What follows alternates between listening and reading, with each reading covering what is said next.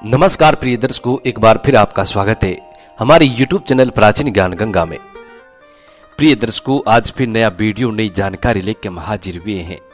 दर्शकों, आज जो कहानी हम आपको सुनाने जा रहे हैं, ये कहानी इच्छाधारी नागिन और उनकी बेटी का बदला है।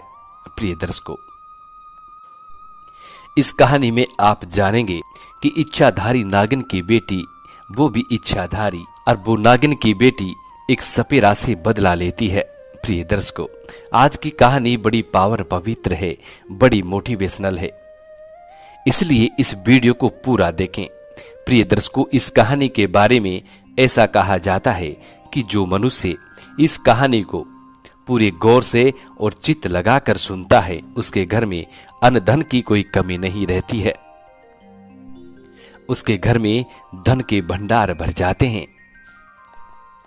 दर्शकों, आज की कहानी बड़ी मोटिवेशनल है और बड़ी प्रेरणादायक भी है।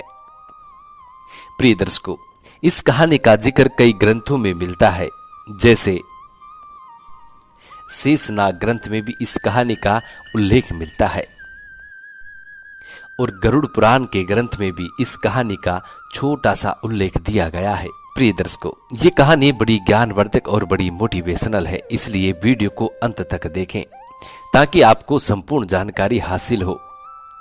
दर्शकों, वीडियो शुरू करने से पहले जो लोग हमसे नए जुड़े हैं, वो लोग हमारे चैनल को सब्सक्राइब करें, बेल आइकन ऑन करें, अच्छे कमेंट किया करें ताकि हर आने वाले वीडियो का नोटिफिकेशन सबसे पहले आपको मिले और प्रिय दर्शकों, आप उसका फायदा उठा सके।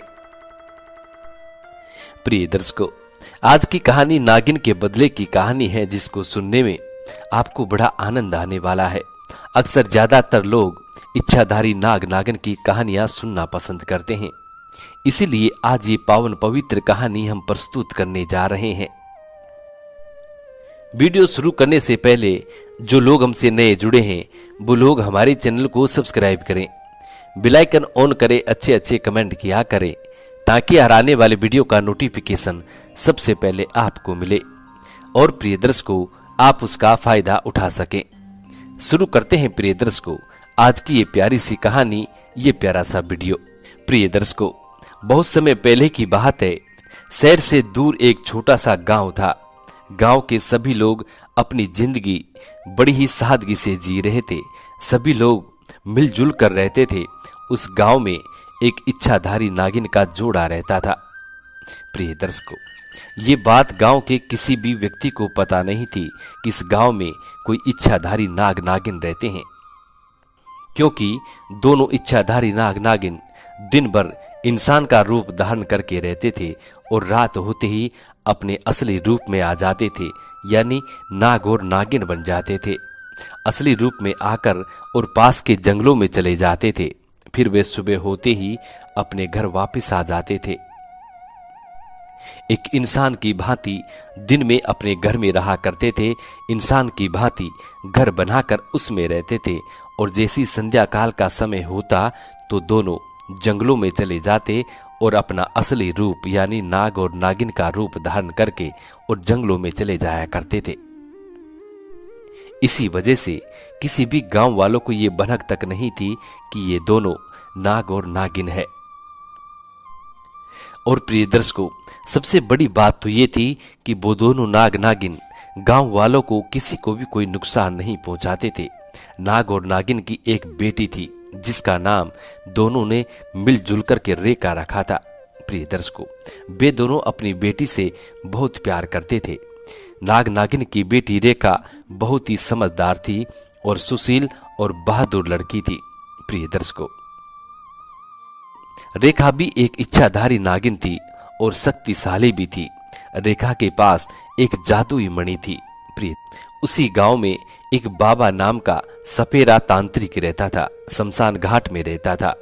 वह बहुत ही शक्तिशाली था, तंत्र मंत्र का और सिद्धि साधनाओं का बड़ा ज्ञाता था, उसको सभी तरह की क्रियाएं मालूम थी।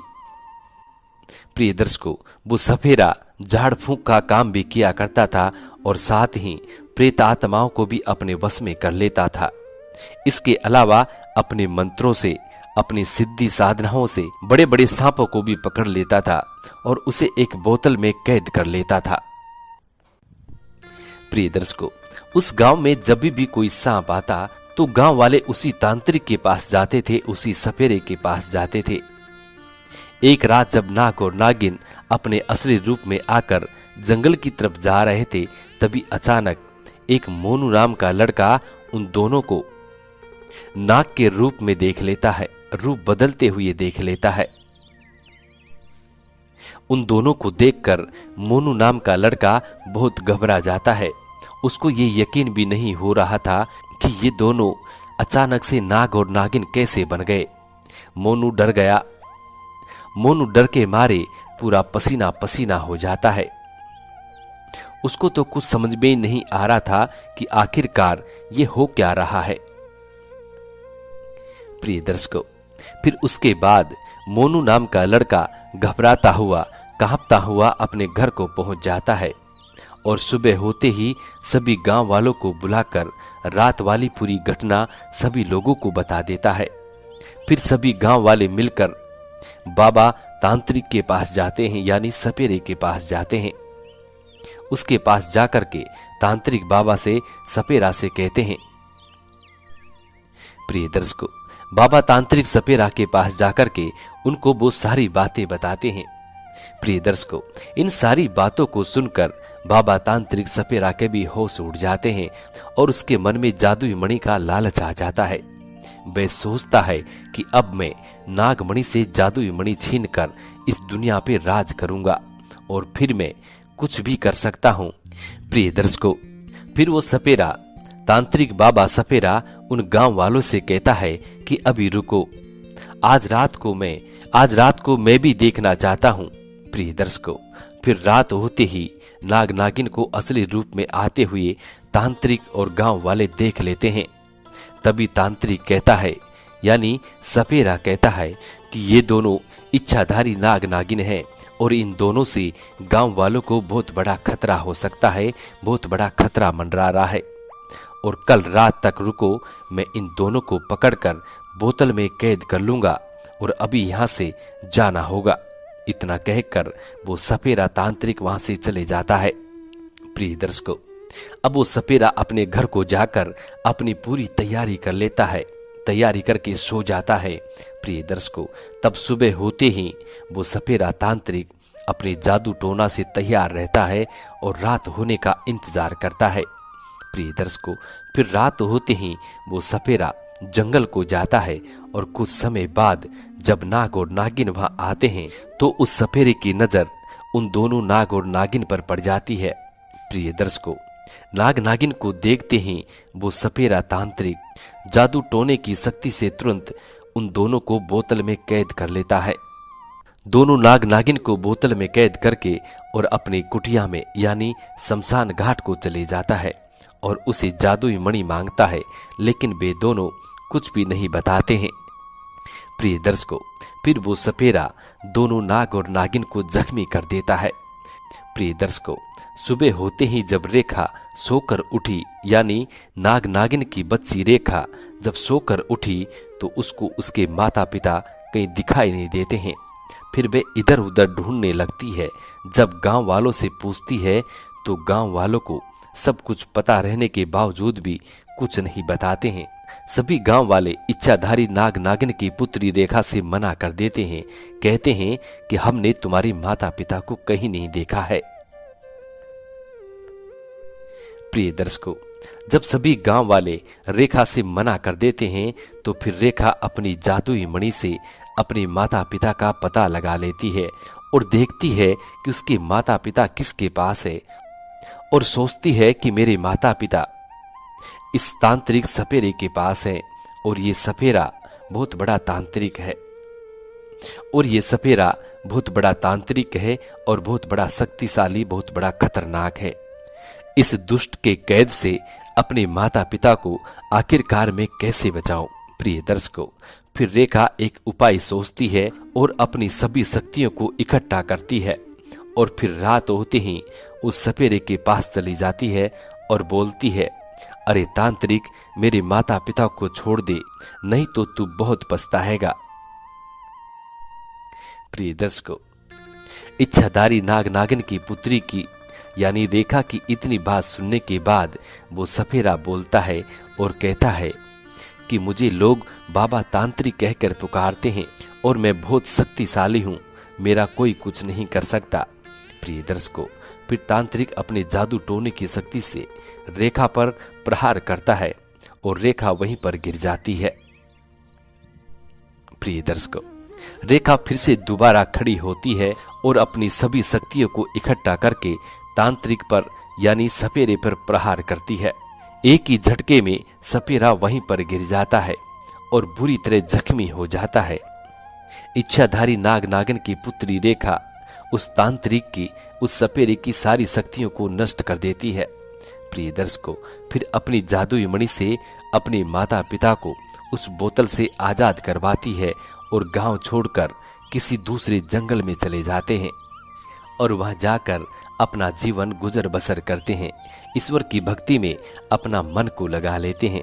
प्रिय दर्शकों, नाग नागिन और उनकी पुत्री रेखा अब ईश्वर की भक्ति करते हैं, रात दिन ओम नमः शिवाय का जाप करते हैं।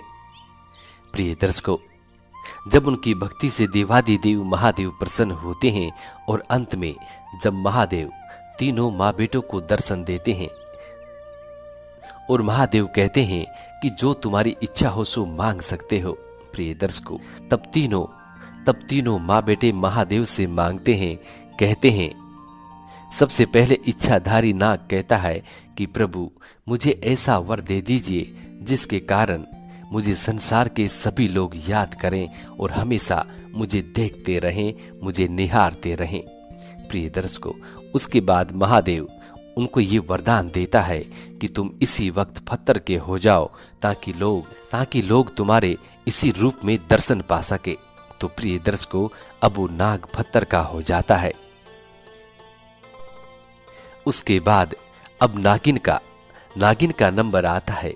नागिन से महादेव कहते हैं कि अब तुम भी जो मांगना चाहती हो सो मांग सकती हो।